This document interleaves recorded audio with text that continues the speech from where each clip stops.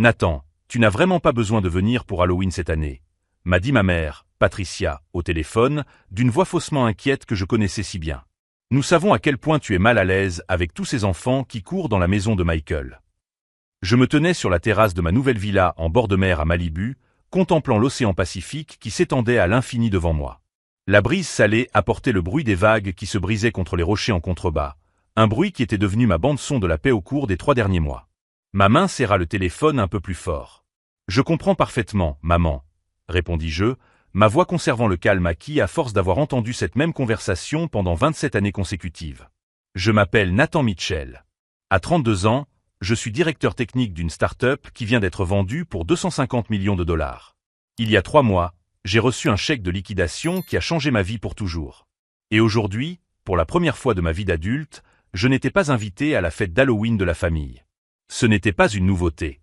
Depuis que j'avais obtenu mon diplôme universitaire, il y avait toujours une excuse. La maison de Michael est trop petite. Stéphanie organise une fête réservée aux couples. Les enfants sont trop agités quand il y a beaucoup d'adultes. 27 Halloween. 27 ans des oublis, d'invitations annulées à la dernière minute et de cette phrase qui est devenue le mantra familial. Nathan comprend. Il a toujours été plus réservé. Réservé. Le mot code pour gênant. Pendant que ma mère continuait à expliquer pourquoi ma présence ne serait pas nécessaire cette année, je me suis promené dans mon nouveau salon. L'espace était suffisamment grand pour accueillir confortablement 60 personnes. Les baies vitrées offraient une vue panoramique sur l'océan, et la cheminée en marbre italien occupait tout un PAN de mur. 3000 mètres carrés d'élégance moderne pure que j'avais acheté content. Je suis sûr que tu as de meilleurs projets, a-t-elle poursuivi. Tu pourrais peut-être faire quelque chose de spécial au travail. Quelque chose de spécial au travail. Comme si j'étais encore l'adolescent timide qui passait Halloween seul dans sa chambre, faisant semblant de ne pas se soucier d'entendre toute la famille s'amuser chez mon frère aîné. En fait, maman, dis-je, un sourire lent se dessinant sur mon visage, j'organise aussi une fête cette année. Il y eut un silence. Un silence suffisamment long pour que je sache que je l'avais prise au dépourvu. Ah, c'est super, mon chéri. Quelque chose de petit, j'imagine. Je regardais par la fenêtre l'espace de divertissement extérieur que j'avais fait construire le mois dernier. La piscine à débordement semblait se fondre dans l'océan, et le système audio ambiant s'intégrait parfaitement au paysage.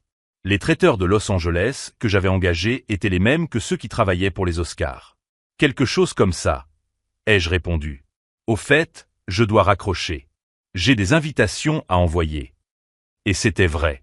15 minutes après avoir raccroché, j'étais assis à mon bureau, mon ordinateur portable ouvert, en train de créer l'invitation la plus soignée que j'avais jamais réalisée. Le design était élégant, des lettres dorées sur fond noir, avec une photo discrète de la vue sur l'océan depuis ma propriété. Si vous aimez cette histoire, n'oubliez pas de vous abonner à la chaîne pour découvrir comment une simple fête d'Halloween allait devenir le tournant que toute ma famille n'oublierait jamais. Car alors qu'ils pensaient que j'avais accepté en silence une nouvelle exclusion, j'étais sur le point de leur montrer exactement ce que signifiait d'être réservé, quand on dispose de ressources illimitées et de 27 ans d'humiliation à venger. Ce qu'ils ne savaient pas, c'est que j'avais gardé tous les messages, tous les oublis, toutes les excuses bidons. Et maintenant, enfin, c'était mon tour d'envoyer les invitations. La tradition familiale consistant à m'exclure a commencé de manière subtile, presque imperceptible, quand j'avais 15 ans.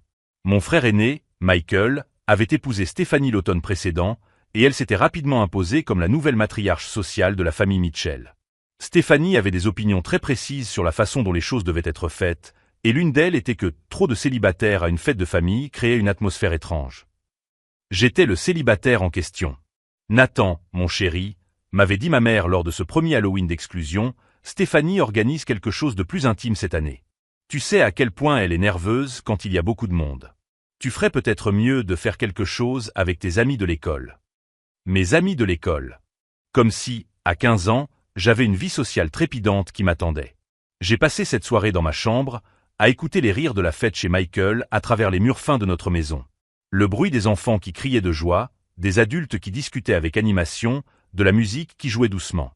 Le bruit d'une famille qui s'amusait sans moi. Ce fut la première d'une longue série d'exclusions. À 18 ans, lorsque j'ai obtenu mon diplôme d'études secondaires avec les meilleures notes de la classe et remporté une bourse d'études complète pour le MIT, la fête d'Halloween a coïncidé avec un voyage de dernière minute que Michael et Stéphanie ont décidé de faire à Las Vegas. C'est parce qu'ils méritent de passer du temps seuls, m'a expliqué ma mère, comme si cela justifiait d'annuler une tradition familiale vieille de 20 ans. À 22 ans, lorsque j'ai obtenu mon diplôme en informatique et décroché mon premier emploi dans une start-up à San Francisco, Halloween a été reporté parce que Stéphanie était enceinte et ne se sentait pas bien pour recevoir des invités. La fête a eu lieu la semaine suivante. Je n'ai pas été invité à la nouvelle date. À 25 ans, lorsque j'ai obtenu ma première promotion importante, Michael a décidé qu'il serait plus amusant d'organiser une fête réservée aux couples. Tu comprends, n'est-ce pas, Nathan? Ce serait bizarre que tu sois seul au milieu de tant de gens accompagnés. Le schéma était toujours le même. Une excuse plausible, un ton condescendant de quelqu'un qui me protégeait d'une situation inconfortable et la promesse implicite que l'année prochaine serait différente. Ce n'était jamais le cas. Stéphanie est devenue le centre de gravité de la famille Mitchell. Elle était belle, sociable et avait le don de faire en sorte que tout le monde se sente spécial, sauf moi. Pour elle, j'étais le beau-frère bizarre qui travaillait dans l'informatique et qui n'avait jamais de petit ami à présenter lors des réunions de famille. Nathan est très timide, disait-elle souvent aux autres, toujours en ma présence, comme si j'étais sourd. Il préfère rester à la maison. Ce n'est pas un fêtard. Michael ne m'a jamais défendu. Il n'a jamais remis en question les décisions de Stéphanie. En fait, il semblait sincèrement croire qu'il me rendait service en m'épargnant la gêne d'être le seul célibataire à une fête de famille. Mec, tu te serais senti comme un poisson hors de l'eau, m'a-t-il dit un jour en me tapotant l'épaule avec ce sourire condescendant que j'avais appris à détester. Fais-moi confiance, c'est mieux comme ça. Mes parents, Patricia et Robert, ont simplement accepté cette nouvelle dynamique. Pour eux, il était plus facile de maintenir la paix avec leur belle-fille que de défendre leur plus jeune fils. Stéphanie organisait les fêtes, cuisinait pour tout le monde et rendait Michael heureux. J'étais juste le fils qui se débrouillait bien tout seul. Nathan a toujours été indépendant, disait souvent ma mère, comme si l'indépendance était un choix que j'avais fait à l'âge de 15 ans et non une nécessité qui m'avait été imposée. Mais ce qui me dérangeait vraiment, ce n'étaient pas les exclusions en elles-mêmes. C'était le naturel avec lequel tout le monde acceptait que je n'appartenais tout simplement pas à ce cercle familial. C'était la façon dont ils parlaient des fêtes devant moi, en supposant que je ne serais pas contrarié de ne pas avoir été invité. C'était le fait que, pour eux, j'étais devenu invisible. Pendant des années, j'ai essayé de compenser cette invisibilité par des réussites professionnelles. J'ai obtenu mon diplôme avec mention. J'ai décroché des emplois dans des entreprises de plus en plus prestigieuses. J'ai remporté des prix pour l'innovation technologique. J'ai publié des articles dans des revues spécialisées. Rien de tout cela n'avait d'importance pour eux.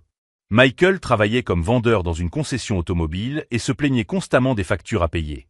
Stéphanie était consultante en mode, un travail qui consistait apparemment à publier des photos sur Instagram. Ils avaient 2 enfants, Emma et Tyler, qui étaient clairement le centre de l'univers familial. Lorsque Tyler a eu 5 ans, mes parents ont acheté une piscine gonflable géante pour le jardin. Pour que les enfants s'amusent quand ils viennent nous rendre visite, m'a expliqué ma mère.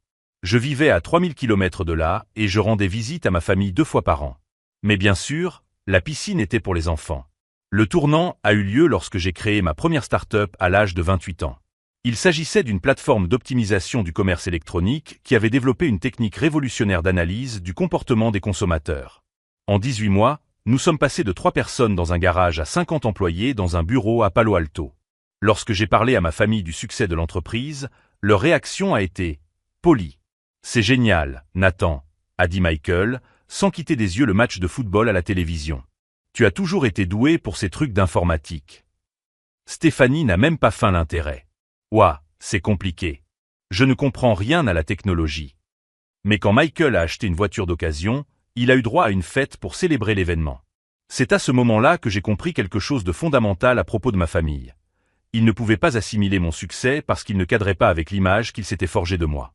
J'étais le Nathan timide, le Nathan qui préférait rester à la maison, le Nathan qui se débrouillait bien tout seul.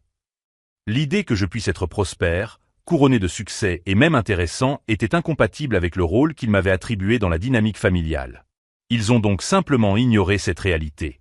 Même après que mon entreprise ait été vendue pour 250 millions de dollars, même après que j'ai acheté la villa à Malibu, même après que ma photo ait fait la couverture de Forbes en tant que l'un des jeunes entrepreneurs les plus prometteurs du pays, pour eux, je restais simplement le Nathan qui travaillait dans l'informatique.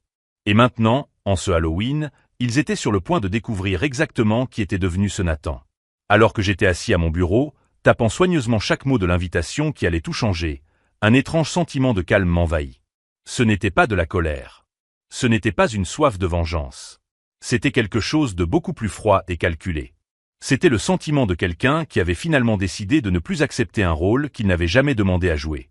L'invitation était parfaite, élégante, irrésistible. Et lorsqu'il la recevrait, il devrait prendre une décision qui révélerait exactement le genre de personne qu'ils étaient vraiment. Alors que je tapais le dernier paragraphe de l'invitation, mon téléphone vibra pour m'indiquer une notification Instagram. C'était une photo du profil de Stéphanie. Elle se trouvait dans la cuisine décorée de Michael, entourée de citrouilles sculptées et de costumes d'enfants éparpillés sur le comptoir.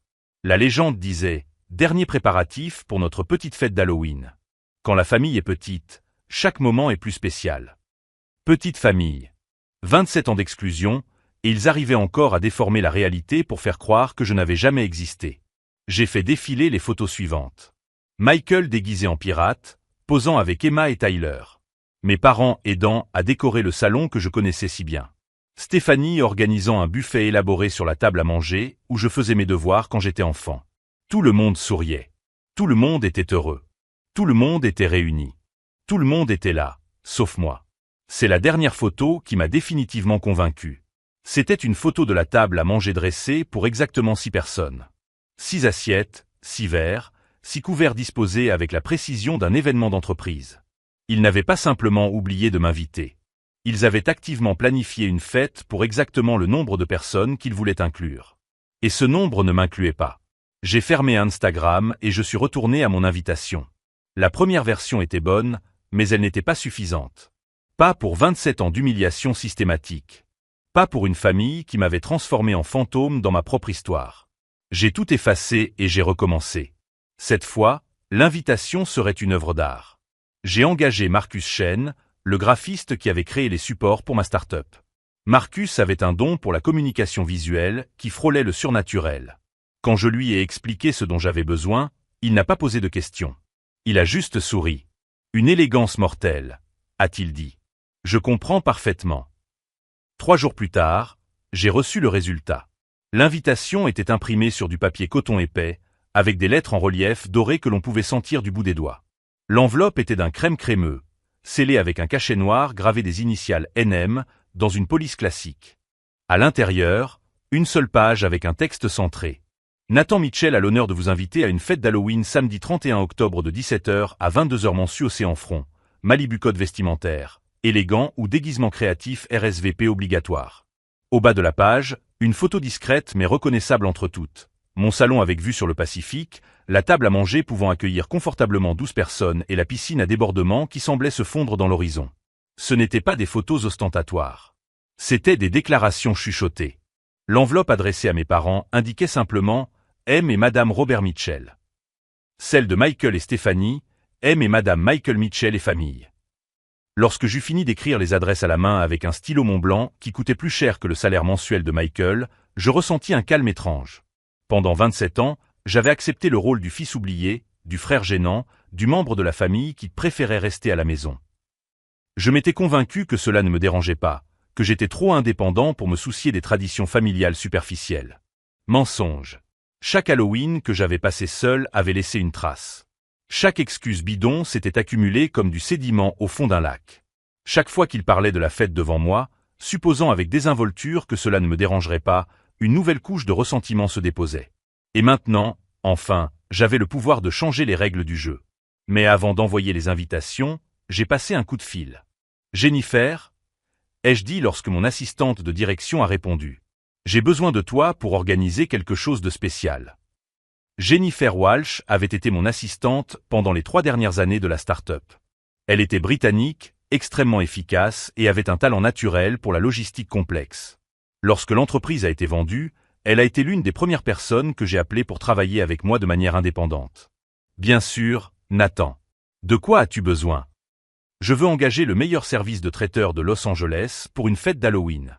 Pas n'importe quel service. Celui qui travaille pour les remises de prix et les événements des studios. Budget illimité. Il y eut un silence. Jennifer était habituée à mes demandes extravagantes, mais quelque chose dans mon ton avait dû lui sembler différent. Combien d'invités? Je regardais les 6 enveloppes soigneusement adressées sur mon bureau. Prévoyez pour 50 personnes. Mais il n'y en aura peut-être que 6. Compris. Un thème particulier? Une élégance discrète. Imaginez un Halloween où chaque détail coûte plus cher qu'une voiture, mais où rien ne semble excessif. La sophistication absolue. J'adore ce défi. Des restrictions alimentaires? Je repensais aux repas familiaux de mon enfance. Stéphanie tenait toujours à préparer des plats que je n'aimais pas, puis feignait la surprise lorsque je mangeais peu. Il est tellement exigeant, disait-elle en levant les yeux au ciel. En fait, oui. Je veux le menu le plus sophistiqué possible. Huîtres, homards, wagyu, caviar, vin qui coûte plus cher qu'un loyer. Tout ce qu'une personne exigeante apprécierait. Jennifer rit doucement. Elle me connaissait suffisamment bien pour comprendre qu'il y avait une histoire derrière cette demande. Je m'en occuperai personnellement. Autre chose? Oui. Engager également le meilleur photographe social de Los Angeles. Discret, mais qui capture tout. Et Jennifer? Oui. Cet événement doit être parfait. Pas bon. Parfait. Après avoir raccroché, j'ai pris les enveloppes et les ai mises dans un sac en cuir. Je n'allais pas faire confiance à la poste pour une livraison aussi importante. Je me suis rendu au service de livraison premium de Beverly Hills, le même qui livrait les documents confidentiels au studio. J'ai payé pour une livraison le jour même, avec confirmation de réception et signature obligatoire. À 15 heures, mon téléphone a commencé à vibrer. Le premier appel venait de ma mère. Je l'ai laissé aller sur la messagerie vocale. Le deuxième venait de Michael. Je l'ai également ignoré. Le troisième venait de Stéphanie. Après 20 sonneries, j'ai répondu. Nathan. Sa voix était une octave plus haute que d'habitude. Nous venons de recevoir ton invitation. Ah, tant mieux. J'espère qu'elle vous plaira. C'est très élégant. Il y a eu un silence gênant. Mais Nathan, chérie, tu sais que nous avons déjà des projets pour Halloween, n'est-ce pas? C'est notre tradition familiale. Notre tradition familiale. La tradition qui consiste à m'exclure systématiquement depuis près de 3 décennies. Je sais, répondis-je d'une voix neutre. Je pensais que vous aimeriez peut-être essayer quelque chose de différent cette année. Eh bien, c'est que notre fête est planifiée depuis des mois. Michael a loué des costumes, j'ai préparé le menu. Je comprends parfaitement, Stéphanie. La réponse est facultative. Nathan, dit-elle, et pour la première fois depuis des années, j'entendis de l'incertitude dans sa voix. Est-ce que tu vas bien? C'est un peu inattendu. Inattendu. Comme si le fait qu'un membre de la famille organise une fête était un concept étranger. Je vais très bien, Stéphanie. En fait, mieux que jamais. Je raccrochai avant qu'elle n'ait le temps de répondre. Dans les minutes qui ont suivi, mon téléphone a explosé de messages. Ma mère voulait discuter de cette situation. Michael disait que nous devions clarifier certaines choses. Mon père, toujours direct, rappelle-moi immédiatement. Je les ai tous ignorés. À la place, j'ai appelé Jennifer. Comment avancent les préparatifs? Extraordinairement bien. J'ai réussi à engager le chef Jacques Dubois. Il ne travaille normalement que pour les Oscars, mais quand je lui ai parlé de ton budget, il a fait une exception. Le photographe a également confirmé. David Chang, celui qui a photographié le mariage de la fille du directeur de Warner. Parfait. Et les fleurs? Des compositions personnalisées d'orchidées noires et dorées. Elles arriveront vendredi matin. J'ai raccroché et je suis allé sur la terrasse qui donnait sur l'océan.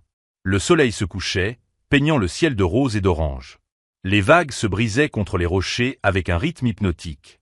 À quelque part à 50 km de là, ma famille traversait une crise. Pendant 27 ans, ils avaient contrôlé le récit. J'étais le Nathan timide, le Nathan qui préférait rester à la maison, le Nathan qui n'était pas du genre fêtard. Cette version de moi leur convenait parce qu'elle leur permettait de m'exclure sans culpabilité. Mais ce Nathan avait acheté un manoir de 3000 m² à Malibu. Ce Nathan avait engagé le chef personnel des célébrités hollywoodiennes. Ce Nathan avait envoyé des invitations qui coûtaient plus cher que ce que certaines personnes gagnaient en une semaine. Et maintenant, il devait décider, maintenir la tradition qui m'excluait depuis des décennies, ou admettre que peut-être, juste peut-être, ils avaient complètement sous-estimé la personne que j'étais devenue. Le téléphone vibra à nouveau. Cette fois, c'était un message de groupe de la famille, quelque chose dans lequel il m'incluait généralement uniquement pour des questions logistiques, comme les funérailles de parents éloignés. Michael, je pense que nous devons tous discuter ensemble de Halloween. Ma mère, je suis d'accord. Cela devient confus. Stéphanie, peut-être qu'on peut trouver une solution qui convienne à tout le monde. Mon père, Nathan, réponds à tes messages. J'ai regardé le groupe de messages. Pour la première fois depuis des années, il voulait mon avis sur les projets de la famille. C'est intéressant comme le pouvoir change la dynamique. J'ai tapé une réponse simple. Mes projets sont déjà confirmés. Vous avez jusqu'à jeudi pour confirmer votre présence. Et puis, j'ai fait quelque chose que je n'avais jamais fait de ma vie. J'ai quitté le groupe familial.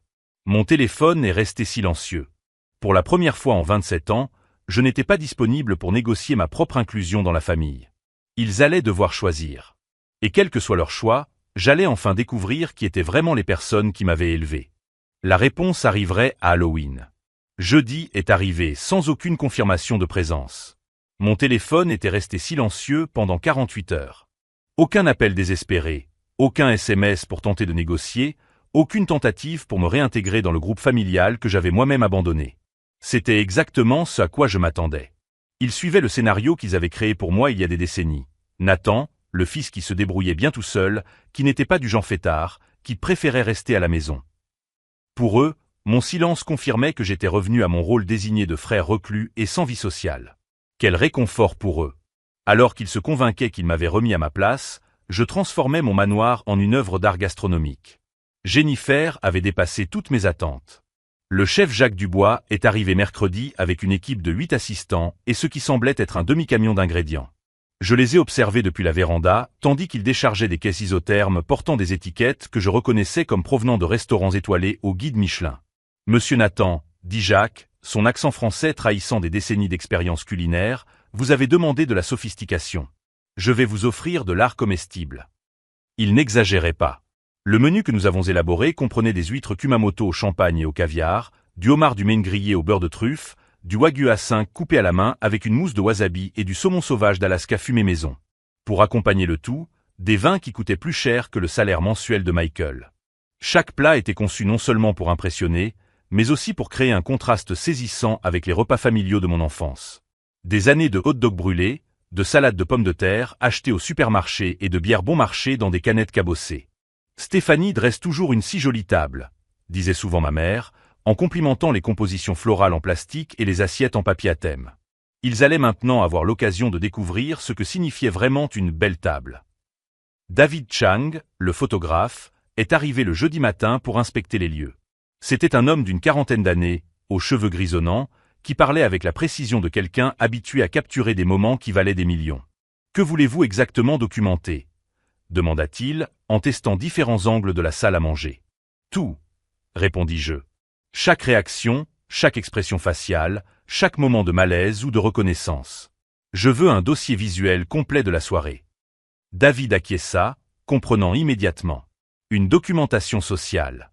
Je vois. Ce sera discret, mais complet. Pendant qu'il installait son équipement stratégiquement positionné, je reçus un appel que j'attendais. Nathan. La voix à l'autre bout du fil était hésitante, presque chuchotante. C'était ma cousine Jessica, la fille de la sœur cadette de ma mère. Jessica et moi avions été proches quand nous étions enfants, avant que les dynamiques familiales compliquées ne l'obligent à choisir son camp. Elle avait toujours choisi le camp qui lui garantissait d'être incluse dans les événements familiaux. Salut, Jess. J'ai reçu ton invitation. Sa voix était chargée d'une émotion que je ne parvenais pas à identifier immédiatement. Nathan, cette maison, est-elle vraiment la tienne? Je l'ai achetée en juillet. Pourquoi? Il y eut un long silence. Ta mère dit à tout le monde que tu traverses une sorte de crise. Qu'elle a loué cette maison pour impressionner la famille et qu'elle dépense de l'argent qu'elle n'a pas. Intéressant. C'était donc l'histoire qu'ils avaient inventée pour expliquer mon invitation. Nathan, le raté, essayant de compenser son inaptitude sociale par une démonstration désespérée de richesse empruntée. « Et tu la crois ?» demandai-je. Jessica hésita. Je ne sais plus quoi croire. J'ai vu les photos de ton entreprise dans Forbes. J'ai lu les articles sur la vente. Mais ma mère dit que tout cela n'est qu'une exagération des médias. La famille avait mis en place un système de déni si efficace qu'elle parvenait à rejeter les preuves publiées dans les magazines nationaux. Impressionnant. Jess, tu viendras à la fête? J'aimerais bien, répondit-elle rapidement. Mais si je viens, ils m'excluront de tout. Tu sais comment ça se passe. Bien sûr que je savais. C'était exactement ainsi qu'ils maintenaient leur contrôle, en créant des conséquences sociales pour quiconque s'écartait du discours officiel. Jessica, âgée de 17 ans, avait appris la même leçon que celle qui m'avait pris des décennies à comprendre. Je comprends parfaitement, ai-je dit. C'est ton choix. Je raccrochai, sachant que Jessica ne viendrait pas. Pas encore. Elle aurait besoin de voir les autres prendre la décision en premier, elle aurait besoin de savoir qu'il était sûr de défier le système familial. Mais cet appel m'avait donné une information précieuse. Il s'efforçait activement de saper ma crédibilité en créant des explications alternatives à mon succès qui ne menaçaient pas la hiérarchie familiale établie. Cela signifiait que j'avais l'impact souhaité. Le jeudi après-midi, j'ai enfin reçu l'appel que j'attendais. Nathan, nous devons parler. C'était mon père, Robert, utilisant sa voix sérieuse. Je suis en route. Tu n'es pas invité, papa. Nathan, arrête ces bêtises. Nous sommes une famille. Je viens régler cette situation. Et il a raccroché. 40 minutes plus tard, j'ai entendu le bruit familier de la Honda Civic de mon père remonter la route sinueuse menant à ma maison. Je l'ai observé depuis la fenêtre alors qu'il s'arrêtait au milieu de l'allée circulaire, clairement impressionné malgré lui par l'ampleur de la propriété. Il est sorti lentement de la voiture, regardant autour de lui avec une expression qui ne pouvait cacher complètement sa surprise. Jusqu'à ce moment-là, je pense qu'il croyait encore à la version de la famille concernant ma maison louée. J'ai sonné. Je n'ai pas ouvert la porte. Nathan, ouvre cette porte. Je ne vais pas rester ici à crier. J'ai activé l'interphone de l'entrée. Salut, papa. Comme tu es déjà là, je suppose que tu as décidé d'accepter mon invitation pour samedi? Arrête de te moquer de moi, Nathan. Ouvre cette porte. Tu n'es pas sur la liste des invités confirmés. Et aujourd'hui, ce n'est pas samedi. Il y eut un silence. Je pouvais le voir à travers la caméra, essayant de comprendre que son plus jeune fils, celui qui avait toujours cédé à toutes les demandes de la famille, lui claquait littéralement la porte au nez. Nathan, sa voix s'adoucit, prenant le ton paternel qu'il utilisait lorsqu'il voulait quelque chose. Mon fils, parlons comme des adultes. Cette fête cause des problèmes dans la famille. Ta mère est inquiète. De quoi exactement est-elle inquiète? De ton attitude. Ce n'est pas normal. Tu n'as jamais été du genre à organiser des fêtes. Et voilà, encore une fois. L'insistance sur le fait que tout comportement qui ne correspondait pas à la version limitée d'eux-mêmes qu'ils avaient créée était anormal, inquiétant, digne d'une intervention. Peut-être que tu ne me connais pas aussi bien que tu le penses, papa. À travers la caméra, je le vis se frotter le visage, un geste de frustration que je connaissais depuis mon enfance. Nathan, écoute, si c'est à propos d'Halloween, on peut inclure cette année. Stéphanie a déjà dit que ça ne posait pas de problème. Stéphanie a déjà dit que ça ne posait pas de problème. Comme si mon inclusion dans la famille était une concession généreuse de la part de ma belle-sœur, et non un droit fondamental lié à la parenté. C'est très gentil de sa part, ai-je répondu. Mais j'ai déjà des projets. Avec qui, Nathan? Tu n'as pas d'amis. La phrase lui échappa avant qu'il ne puisse se contrôler. Un moment d'honnêteté brutale qui révéla exactement comment il me voyait. Un homme de 32 ans, financièrement prospère, mais fondamentalement dépourvu de vie sociale ou personnelle. Le silence qui suivit fut gênant pour nous deux. Papa, ai-je finalement dit, tu as jusqu'à samedi 17h pour décider si tu veux découvrir qui je suis vraiment, ou si tu préfères continuer à entretenir la relation avec la version de moi que vous avez inventée. C'est à toi de choisir. Il est resté debout dans l'entrée pendant encore 5 minutes, attendant probablement que je change d'avis et que j'ouvre la porte. Lorsqu'il a compris que cela n'arriverait pas, il est retourné à sa voiture. Je vis les feux arrière disparaître sur la route sinueuse et je ressentis un calme étrange. Si vous suivez ce parcours de transformation familiale, n'oubliez pas de vous abonner à la chaîne pour découvrir comment cette histoire d'exclusion allait devenir la plus grande leçon de respect que ma famille ait jamais reçue. Il restait moins de 48 heures avant Halloween. Le samedi matin, je saurais exactement quel genre de personne m'avait élevé. Et ils découvriraient quel genre d'homme ils avaient sous-estimé pendant 3 décennies.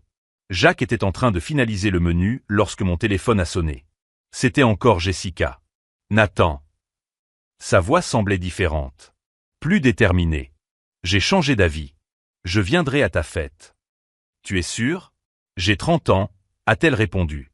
Il est temps que j'arrête de demander la permission pour prendre mes propres décisions. Il était 17h59 samedi lorsque j'ai reçu la première confirmation officielle de la présence de la famille.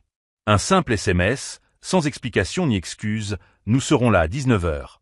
Michael. C'était parti.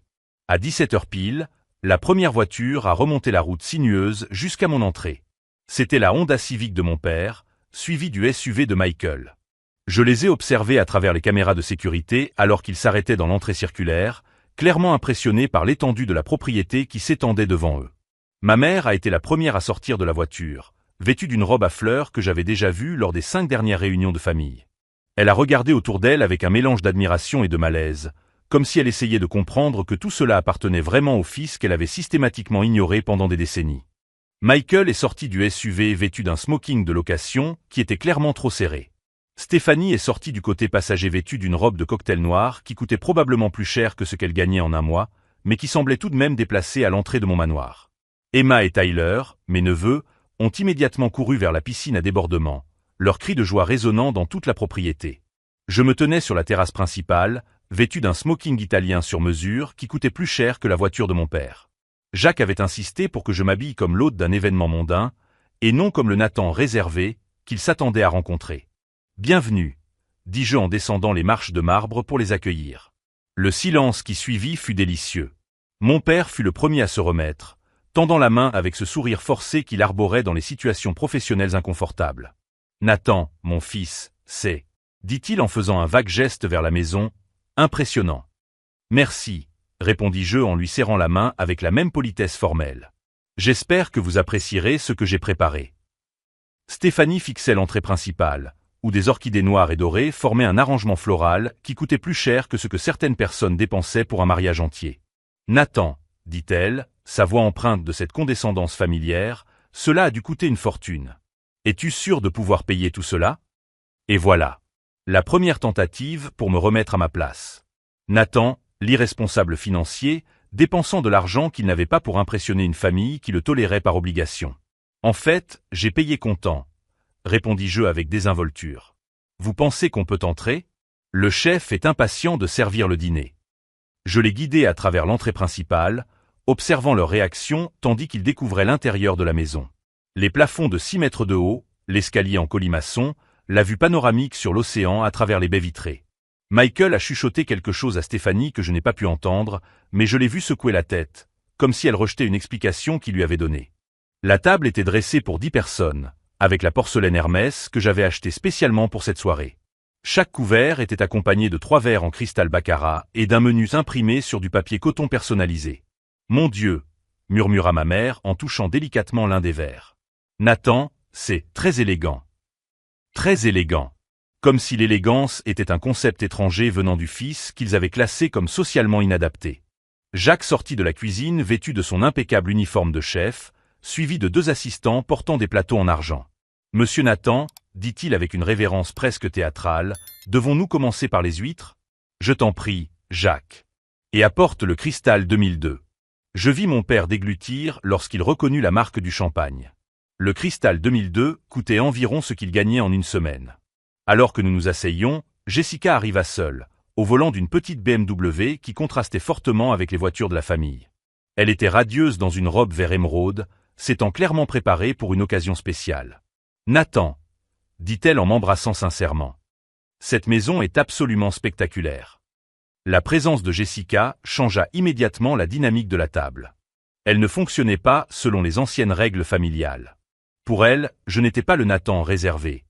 J'étais le cousin qui avait réussi et qui avait construit quelque chose d'extraordinaire. « Jessica, ma chérie, » dit ma mère, d'une voix teintée d'avertissement, « tu as conduit jusqu'ici toute seule. »« Oui, » répondit Jessica, qui ne comprenait manifestement pas le sous-entendu. « Je n'aurais manqué cette fête pour rien au monde. » Michael et Stéphanie ont échangé un regard. Ils commençaient à se rendre compte que le récit qu'ils avaient construit autour de ma crise et de mes dépenses irresponsables ne tenait pas la route. Jacques a servi les huîtres Kumamoto accompagnées de champagne et de caviar, expliquant chaque élément du plat avec la précision d'un sommelier. J'ai observé ma famille essayer de comprendre qu'ils étaient en train de manger un repas qui coûtait plus cher que leurs 5 derniers dîners en famille réunie. « Nathan », a finalement dit mon père, sa voix prenant le ton qu'il utilisait lorsqu'il voulait clarifier une situation, « nous devons parler de cette situation. »« Quelle situation ?» ai-je demandé en coupant délicatement mon huître. « Cette fête. Cette maison. Ce style de vie. » Il a fait un geste vers la salle à manger. « Ce n'est pas toi. » La voilà. La phrase qui avait défini ma vie pendant 3 décennies. « Ce n'est pas toi. » Comme s'ils étaient les arbitres ultimes de qui j'avais le droit d'être. Comme c'est intéressant, répondis-je en prenant une gorgée de cristal. Et qui êtes-vous pour décider qui je suis? Le silence à table fut instantané et gênant. Personne ne s'attendait à ce que je remette en question l'autorité familiale pour définir mon identité. Stéphanie tenta de reprendre le contrôle de la conversation. Nathan, chéri, nous te connaissons depuis toujours. Tu as toujours été plutôt casanier. Tu n'es pas du genre à organiser des fêtes élaborées. Alors expliquez-moi, dis-je d'une voix qui restait polie, comment un homme casanier a-t-il pu bâtir une entreprise évaluée à 250 millions de dollars? Nathan, commença ma mère. Comment quelqu'un qui n'est pas du genre fêtard a-t-il réussi à engager le chef personnel des célébrités hollywoodiennes pour une simple réunion de famille? Michael s'agita inconfortablement sur sa chaise. Comment une personne que vous considérez comme socialement inadaptée a-t-elle pu acheter un manoir à Malibu au comptant? Le silence était désormais chargé de tension. Il commençait à comprendre que quelque chose de fondamental avait changé dans la dynamique familiale. Jacques revint avec le deuxième plat, homard du Maine grillé au beurre de truffe. L'odeur était enivrante, et je vis même Stéphanie, qui critiquait toujours mes goûts exigeants, saliver discrètement. La vérité, poursuivis-je en coupant mon homard avec une précision chirurgicale, c'est que vous ne m'avez jamais vraiment connu. Vous avez créé une version commode de moi qui justifiait de me tenir à l'écart des traditions familiales. Nathan, ce n'est pas juste, protesta ma mère. Nous t'avons toujours aimé. Aimer et inclure sont deux choses différentes. Maman, vous m'aimiez comme une idée abstraite de fils. Mais vous ne vous êtes jamais intéressé à qui j'étais vraiment. David Chang, le photographe, documentait discrètement tout cela depuis des coins stratégiques de la pièce. Chaque expression faciale, chaque geste de malaise, chaque moment de reconnaissance était immortalisé pour la postérité. Tu veux connaître la vérité sur 27 ans d'exclusion? Demandai-je en regardant Stéphanie droit dans les yeux. Ce n'était pas une question d'espace limité ou de préférence en matière d'invités. C'était une question de contrôle. Stéphanie pâlit. Il s'agissait de maintenir une hiérarchie familiale où Michael était le fils préféré et moi le parent de rechange qui apparaissait lorsque vous aviez besoin de vous sentir généreux en incluant le différent de la famille. Michael a finalement pris la parole, la voix tendue. « Nathan, ce n'est pas. » « Ce n'est pas quoi, Michael? La vérité? » J'ai pris mon téléphone et l'ai posé sur la table. J'aimerais vous montrer quelque chose d'intéressant. J'ai lancé une vidéo que j'avais compilée au cours des 2 dernières semaines. C'était un montage de toutes les publications sur les réseaux sociaux de la famille au cours des 5 derniers Halloween. Fête après fête, photo après photo, toujours les 6 mêmes personnes. Toujours la même, petite famille unie. Sur aucune de ces photos, il n'y a de place vide à table. Sur aucune.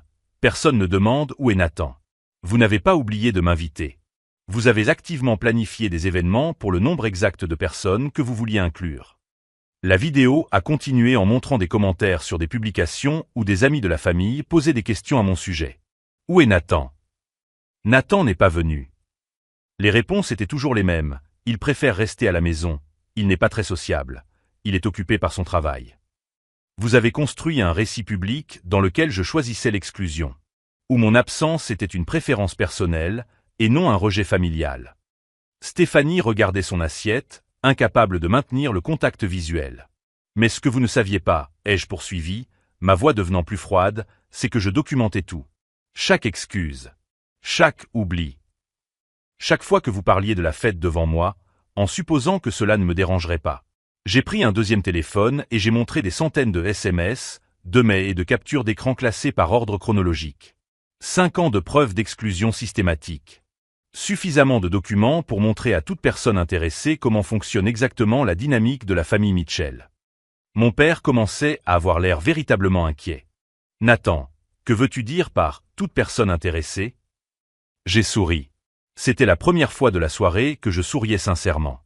Eh bien, Jessica n'était pas la seule personne que j'avais invitée ce soir. À ce moment-là, la sonnette a retenti.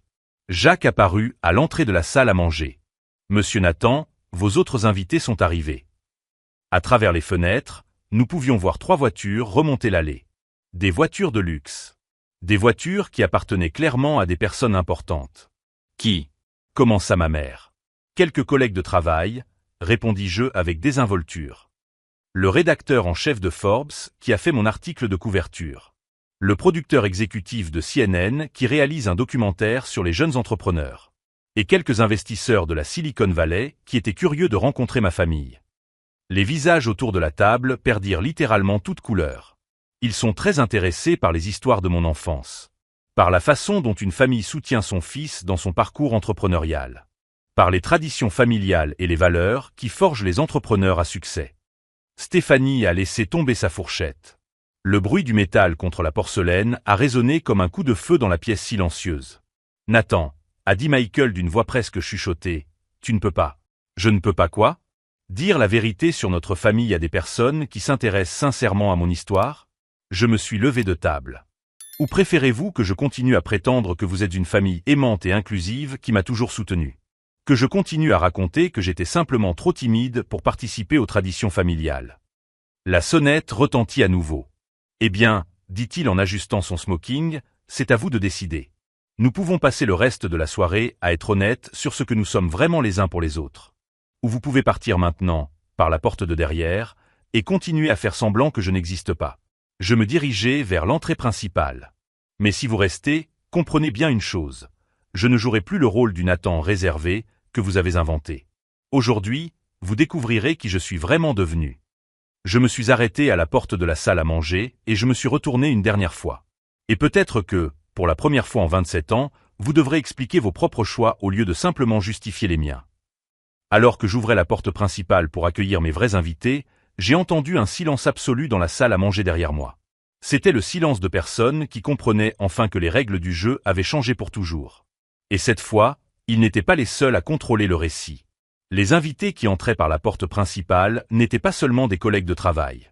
Il y avait l'éditeur de Forbes, le producteur de CNN et 3 investisseurs qui voulaient rencontrer la famille inspirante derrière le jeune entrepreneur de l'année. Pendant les 2 heures qui ont suivi, alors qu'il posait des questions sur les traditions familiales qui ont façonné mon caractère entrepreneurial, j'ai observé ma famille se contorsionner pour trouver des réponses qui ne révéleraient pas 27 ans d'exclusion systématique.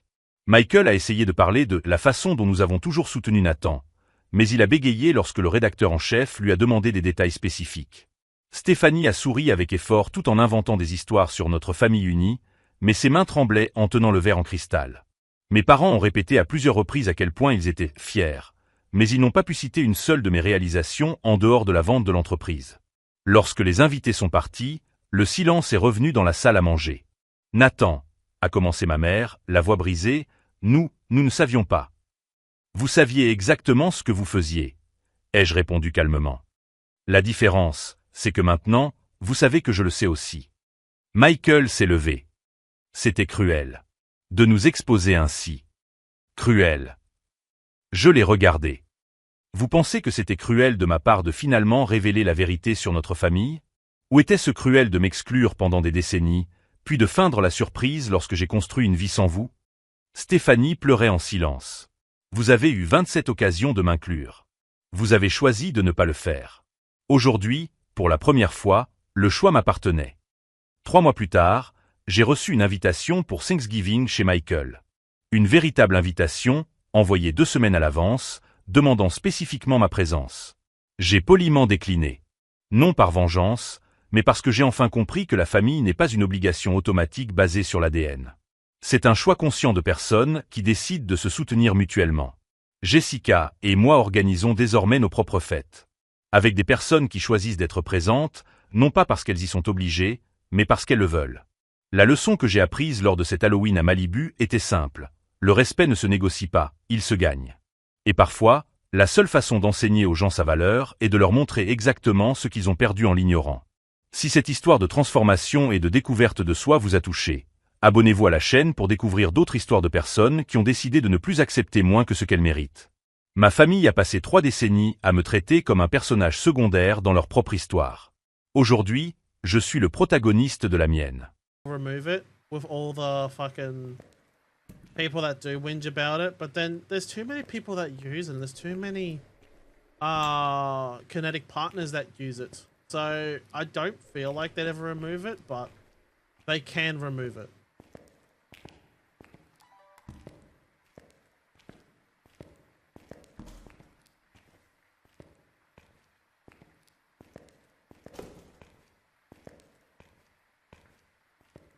I don't know if you saw Community Night though, Leona. I fucking ran around. Mommy. I ran around Sunny Meadows with fucking what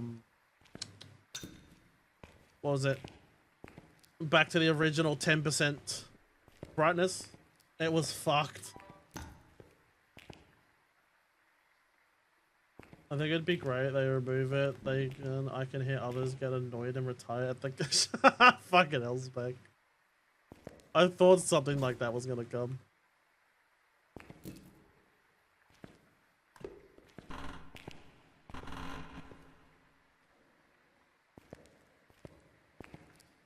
Who's to say I don't game on toilet? Exactly, that's a possibility too.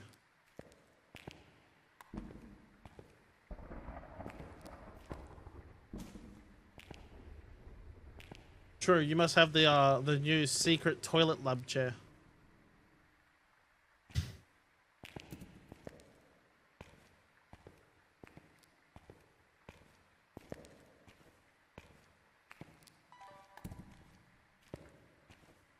Worth every penny.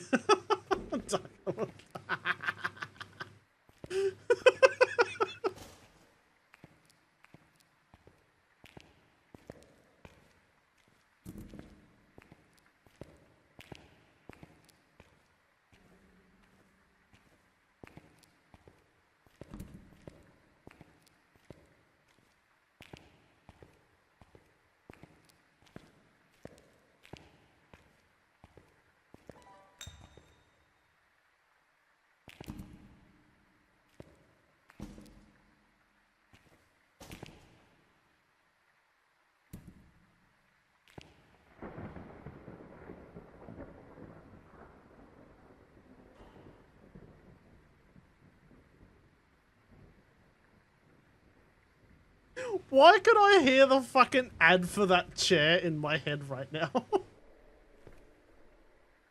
could just hear an ad for the secret toilet lab chair.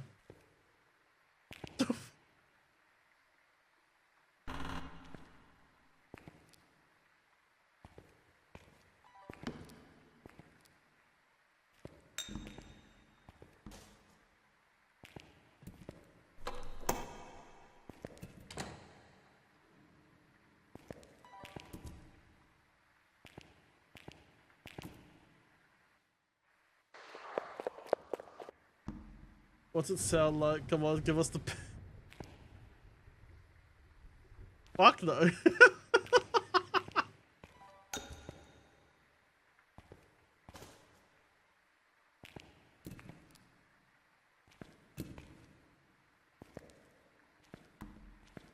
There you go, that's the pitch.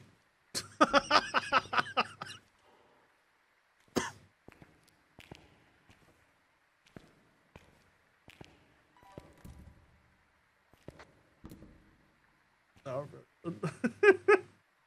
I don't know, I can hear shit in my head, but I just can't say half the time what the shit is.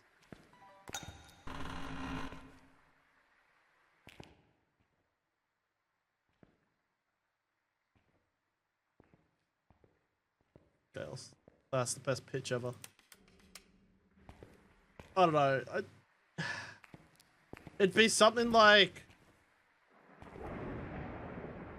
How would I start this? It'd be like...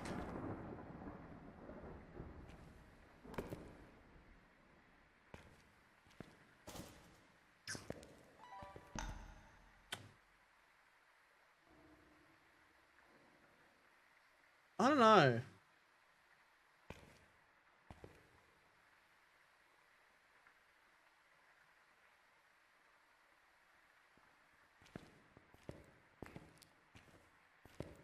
I don't know how I'd do it.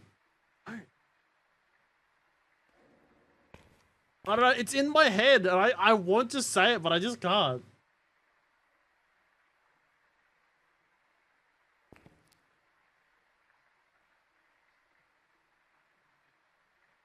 Nikki, how are you? How is Oreo?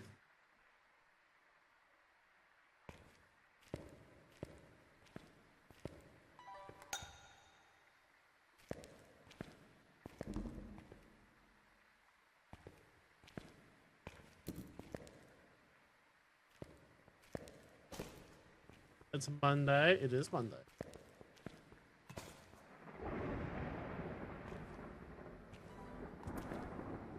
Just look at it like this.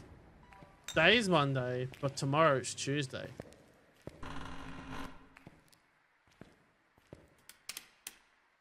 Burn 00050 shit. Think of all the new money you'll save on adult diapers with our new chair.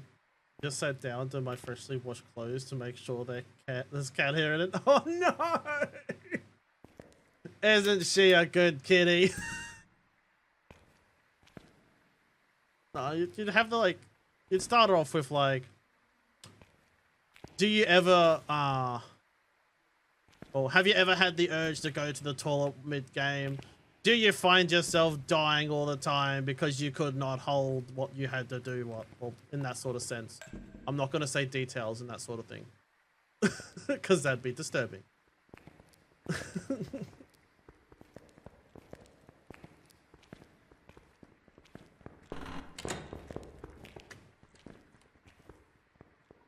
I don't have a smudge.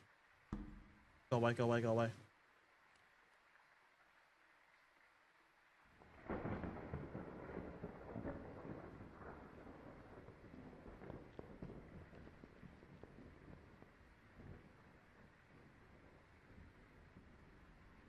Nah, you can't say shit like that. That's not realistic enough. Gotta be like I was saying. Fucking go away. Go away. No, you can't lie in advertisements, even though they always fucking do. You gotta make it somewhat realistic. Not everyone's gonna fucking accidentally eat a laxative.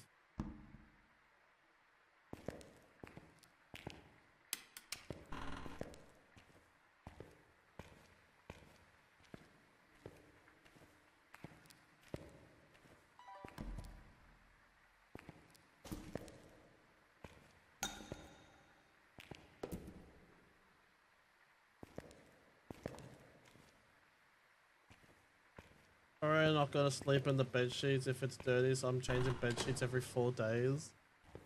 Wow, Orio's a bit picky, isn't she?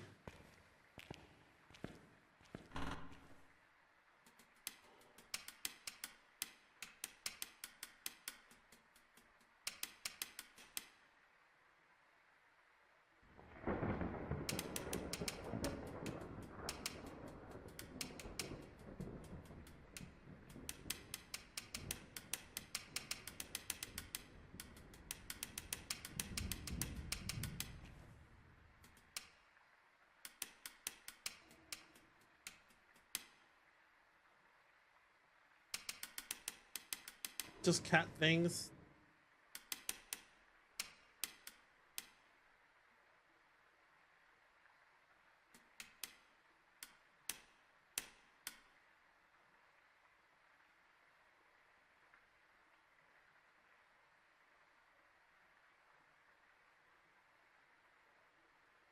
Like I said, it's in my head and I know what I want to say. It's just, I can't say what I want to say. I can never transfer from here to here. Fucking annoying sometimes. And it sounds so fucking good in my head too.